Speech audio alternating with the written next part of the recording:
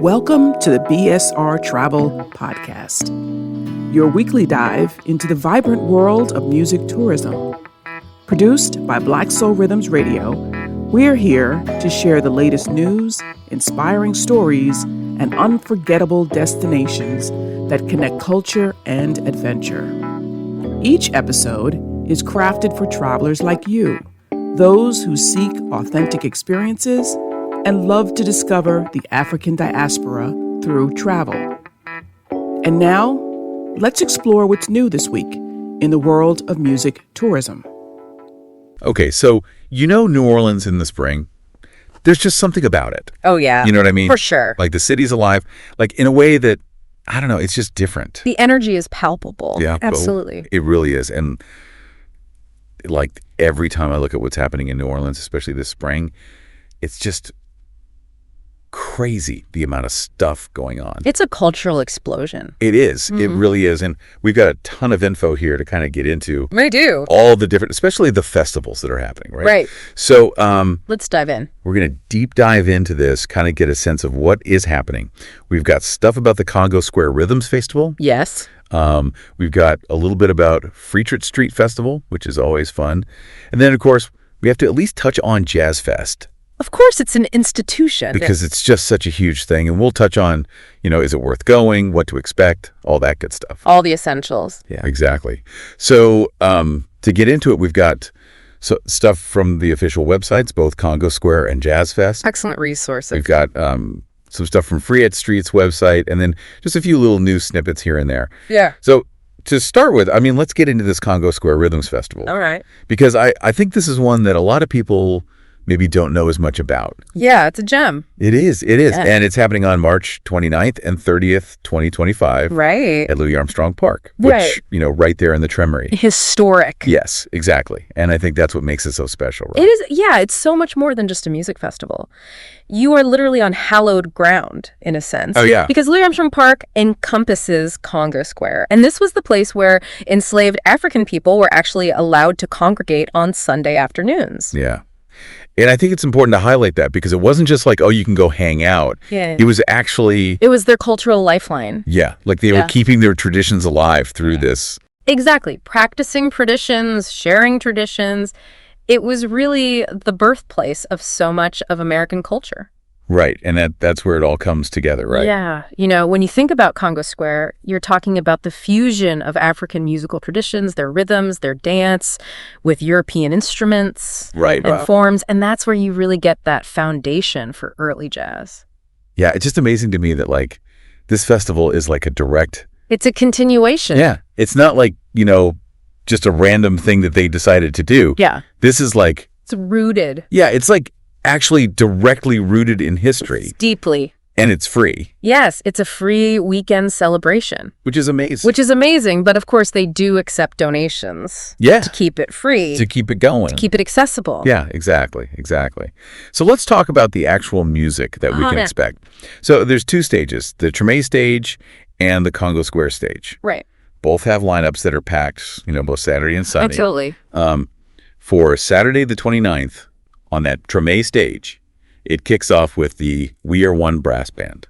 Always a good time. Always a good time, followed by the very soulful Cole Williams. Yes. And then a double dose of Class Got Brass. Oh, yeah. Now, I love this because it's not just one band. No. It's actually a showcase of New Orleans-style brass bands from middle and high schools. Yeah, imagine that energy, that young, vibrant energy. Oh, it's got to be incredible. Yeah, you're talking about these kids who are they're so passionate about this music. Right. It's like the future of New Orleans music right there on stage. Exactly, passing the torch. Exactly. And then the day continues with the amazing vocals of Erica Falls and then closes out with the New Breed Brass Band. Oh, yeah, New Breed, love them. Very cool. Sunday on the Tremory stage also is a really great mix. It is. Starting with Alicia Renee, also known as Blue Eyes. Right. Followed by Dad Truth Brass Band. Yeah, they bring the energy. Then Zena Moses and Rufia's All-Stars. They're great. They're a really cool blend of sounds. Yeah. And then the socially conscious music of Nola Resistance. Absolutely. Yeah, they're really powerful. Yeah, followed by the always engaging Gladney. Love Gladney. And then closing it out with the original Peanuts Brass Band. Oh, yeah, the Pinettes, classic. Yeah, so that's a whole lot of brass band, but You can never have too much brass band in New Orleans. Exactly. You can't. That's just how it is. Now, the Congo Square stage, that seems to be a bit of a different vibe. It does. It really leans into that African root, that rhythmic foundation. Yeah. So Saturday starts with a communal drum circle. Oh, I love a good drum circle. Gets you right in the mood. Right into the heart of the rhythm. Right. And then followed by Kari J, the Jamal Batiste Band. Oh, Jamal Batiste, so talented. Robin Barnes and the Fia Birds. Oh, they're fantastic. So much energy. Yeah, the Nth Power, which is kind of like a genre-bending group. Yeah, they defy categorization. They do. And then the Trumpet Mafia. I mean, come on, the name says it all. Yeah, they're amazing. And then to close it all out, Odalis Jr. and the Wild Magnolias. Legendary. Yeah. Wow, what a Saturday. It's packed. It is. But Sunday on that Congo Square stage is where things really, I think, It broadens. Yeah, the cultural landscape. It really expands. It does. So it starts again with the drum circle. Got to have that grounding. Yeah, got to have that heartbeat. Yeah, you got to get your heart beating with that. But then we go into a lot of dance, a lot of different forms of dance. Yes, the celebration of movement. So we've got Nikurika dance, Kumbuka dance ensemble, and Kafu traditional dance companies. So much tradition there. Right alongside the Kulu Children's traditional African dance company. Yeah, so you're seeing the generations, passing it down. It's amazing. The lineage. Yeah. And Mfangola Sibo, the Free Spirit Walkers. I love the Free Spirit Walkers. And then Bambula 2000. They're high energy. Yeah. Really get the crowd going. And then one of the things that people come to see. The Mardi Gras Indian Battle. The Mardi Gras Indian Battle. It's amazing. Which leads right into Big Chief Munkudro and the Golden Eagles. What a way to end the day. Oh my gosh, that's amazing. That whole Sunday on that Congo Square stage really shows, I think, everything that this festival's about. It's that cultural tapestry. It's that heritage. It's that vibrant expression. Yeah. And, speaking of like the history and culture and everything, they did have the Tom Dent Congo Square Lecture Series event. Right. Earlier in March, yeah. Yeah. And it already happened. But I think it's so important to mention because it sets the context. It does. It reminds us that this festival is part of a continuum. It's not just a one-off event. Right. It's like, it's all connected, right? It's all connected. And this one focused on Economy Hall, and Dr. Mona Lisa Soloy, really got into it. She's fantastic. Yeah. And then there's an arts market, which, you can't have a festival in New Orleans without a market. Right. Yeah, you got to have that. What kind of stuff will we find there? Oh, it's such a mix, and it really reflects that whole diaspora, the African diaspora. Oh, cool. You'll find local artists, people who are creating, handmade goods alongside imported goods that are, really chosen for their kind of... Their connection. The reflection of the traditions. Yeah. So you might find, I don't know, like textiles that have been woven, and they're transformed into clothing, or wood sculptures that are, really powerful and echo ancestral forms. And then, glass hand-blown glass pieces and contemporary art that really grapples with the Black experience in New Orleans. That's cool. It's really a mix, and you'll find jewelry, handcrafted jewelry with, beads and cowrie shells and things like that. That sounds beautiful. It is. And pottery, and quilts that tell stories through their patterns, both, African and Southern patterns. Wow. Yeah, it's a real feast for the eyes. And, some of the vendors, just to give you an idea, Atlas Aurora, Bamboozly, Zelda's African Imports. Okay. Just a little taste of what you might find there. So, it's not just about the music. It's about, really getting into that whole cultural experience. Yeah. And the food, of course. Oh, the food. Right. We can't forget about the food in New Orleans. We can't. So what's happening at the food market? What kind of stuff will we be eating? Well, it's a culinary journey, really. Oh, I like that. It's a journey that mirrors that same historical and cultural flow. Okay. From Africa to that unique cuisine of New Orleans. Yeah. So you might find, West African jollof rice, which is just aromatic and flavorful. Okay. You might find, Caribbean dishes like oxtail stew or Jamaican patties, really savory. Okay. And then, of course, you're going to find the New Orleans staples. Right. Your jambalaya, your gumbo, your etouffee, red beans and rice. Yeah. Comfort food. Can't forget about the beignets. The beignets, oh my gosh. And the pralines. Pralines, oh yeah. Oh my gosh. It's going to be a feast for the senses. Yeah, it's making me hungry just thinking about it. You know, you mentioned Class Got Brass earlier, and I thought that was really cool. It is, yeah. Can you talk a little bit more about why it's so important, you know? Yeah, Class Got Brass it's really a cornerstone of the New Orleans Jazz and Heritage Foundation's commitment to music education. Okay. They're investing in the future, and it's presented by the Giamaione Prima Foundation. Cool. And they invite middle and high schools from all over Louisiana to actually form these New Orleans-style brass bands. Wow. And they can have up to 12 student musicians. Oh, wow. Yeah. And these kids, they participate in a competition. Oh, that's cool. That takes the form of a second line parade. Oh, that's so New Orleans. So New Orleans. I love it. Yeah. So you've got these young bands strutting their stuff. Yeah.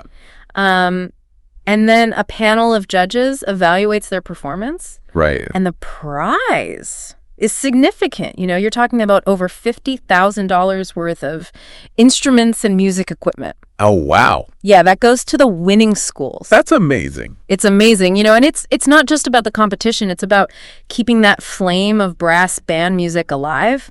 Yeah. It's about making sure that these traditions are passed down. Right. It's about the future. Right. It's about the future. It's about the future of New Orleans music. Yeah. And this is happening right there as part of the festival on Saturday. It is. Saturday the 29th. Yeah. I mean, this is it's almost like a festival within a festival. It is, yeah. It's a highlight for sure. Yeah. And initiatives like this, I think, are so important for keeping that music alive, keeping New Orleans music alive. Oh, absolutely. I mean, it's an investment in the future. Right. It's not just we're going to do this one-time thing. It's it's sustaining the culture. Yeah, it's they're actually putting their money where their mouth is. Exactly. Right, just not just talking about it. They're actually doing something. Take action, yeah. Yeah.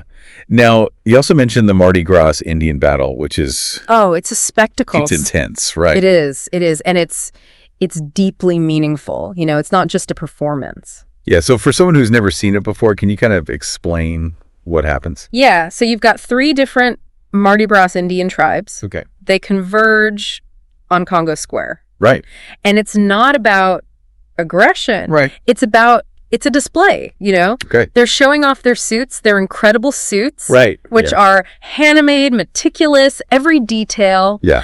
They've got their drumming, their chanting. Right. It's a real expression of cultural identity and tradition. Yeah. And then what I love is that after this battle, they come together and they do an Indian prayer. Oh, wow. They sing Indian Red, which is, if you haven't heard Indian Red, you got to look it up. Okay. Fair. And then they do more communal chanting. So it's really about, celebrating their individual traditions, but also coming together as a community. Yeah, it's that sense of we are all in this together. Yeah. Exactly. Even though we have these different, backgrounds, different tribes, different... The lineage. Yeah. It's a really, really powerful thing.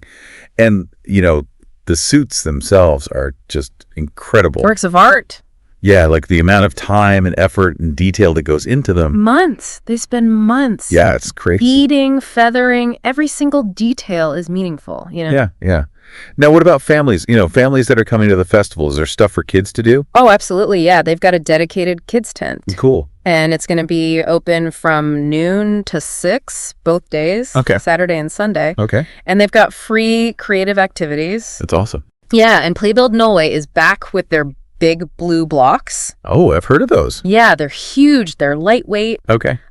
They're these imagination playground blocks. Okay. And kids they build, they collaborate, they create. That sounds awesome. Yeah, it's all about, Playbuild Nole, their whole mission is about transforming spaces into play spaces. I love that. Yeah, and empowering kids to kind of shape their own environments. Yeah. So it's not just fun, it's also, development. Learning, right. It's learning. It's learning through play. Exactly. I love that.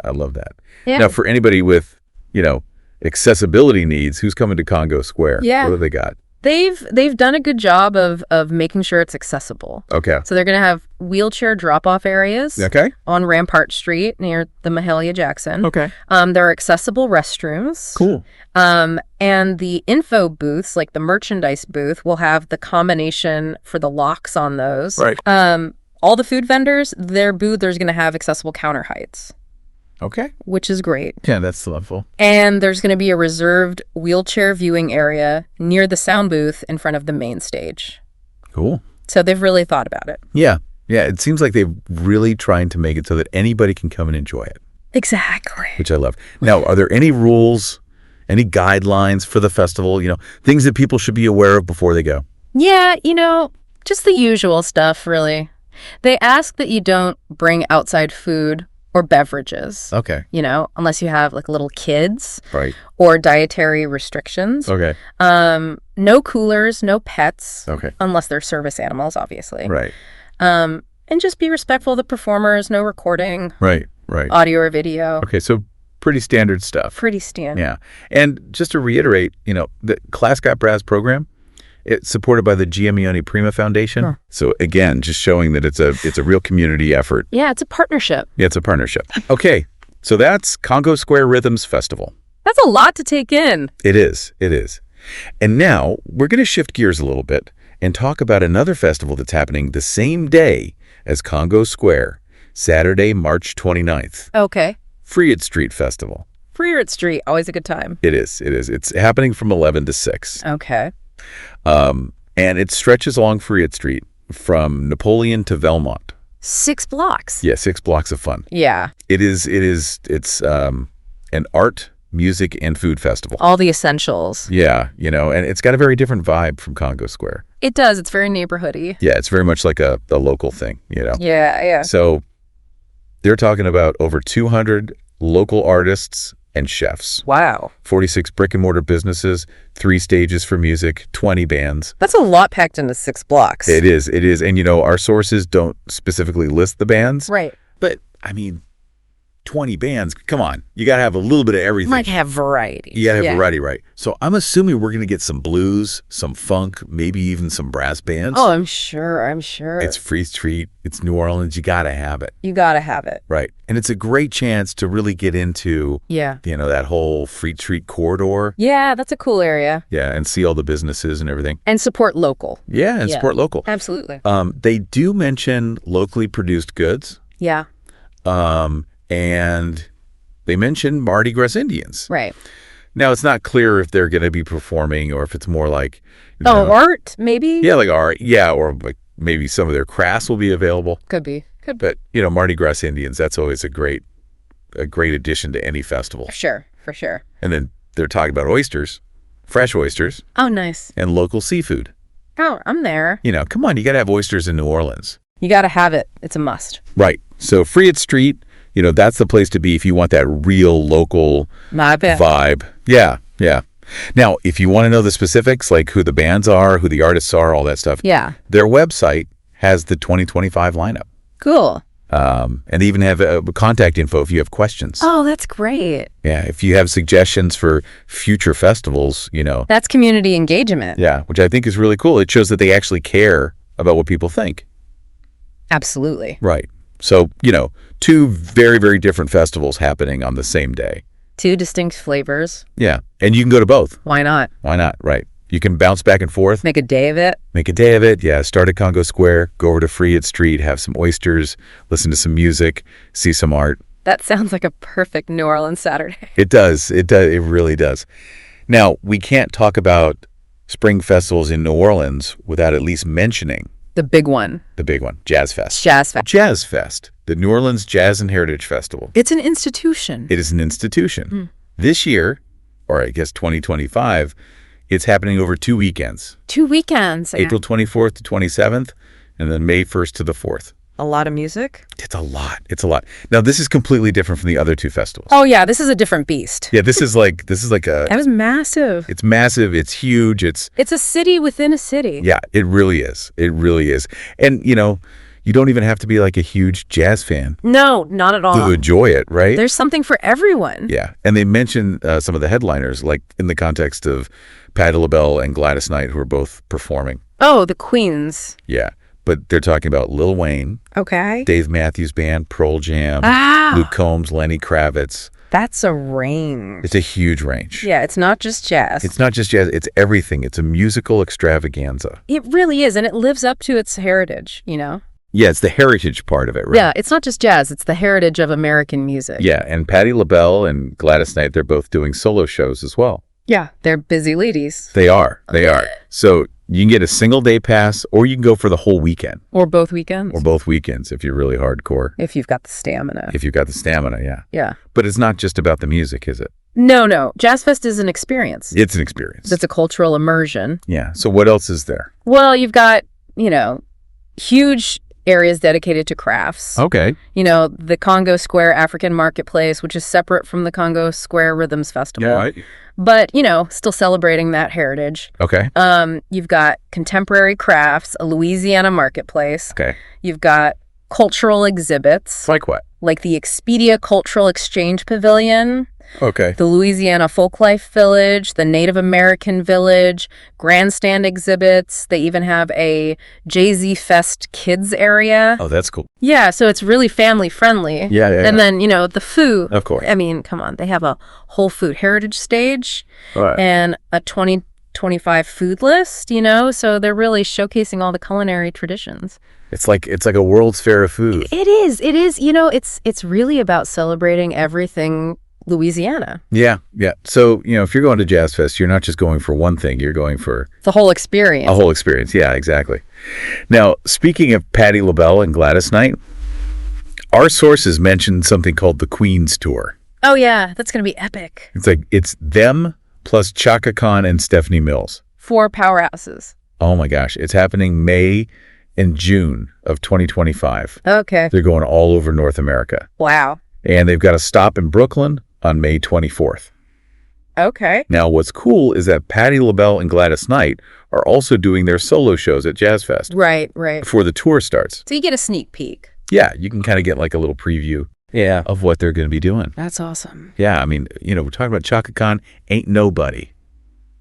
Classic. Patti LaBelle, On My Own. Powerhouse ballad. Gladys Knight, Midnight Train to Georgia. Timeless. Stephanie Mills, Never Knew Love Like This Before. Oh, I love that song.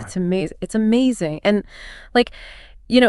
our sources even had some info about set lists from their recent performances. Oh, cool. So Chaka Khan has been doing I Feel For You. Oh, love that song. I'm Every Woman. That's a good one. Patti LaBelle's been doing Lady Marmalade and New Attitude. Oh, yeah. She always brings the energy. Gladys Knight does a medley of her hits. Wow. That leads into Midnight Train to Georgia. Of course. Gotta have that one. Yeah, you gotta have it. The closer. Yeah. And Stephanie Mills has been doing Never Knew Love Like This Before and Home. Oh, Home is so powerful. It is.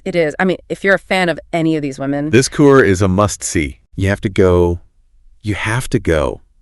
Now, if you're thinking about making a trip to New Orleans for all this amazing stuff, yeah, our sources had a suggestion. Okay. They mentioned a travel advisor. Okay.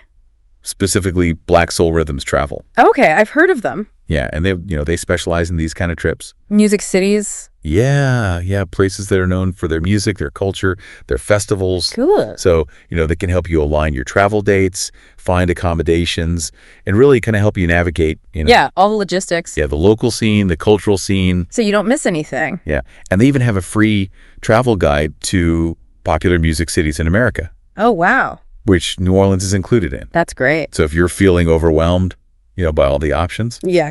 So keep exploring, keep learning, and keep the conversation going. Until next time.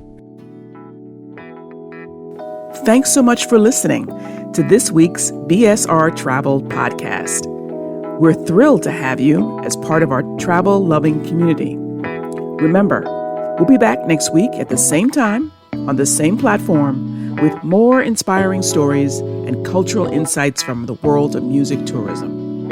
In the meantime, visit us at blacksoulrhythms.com/subscribe and sign up for our weekly email.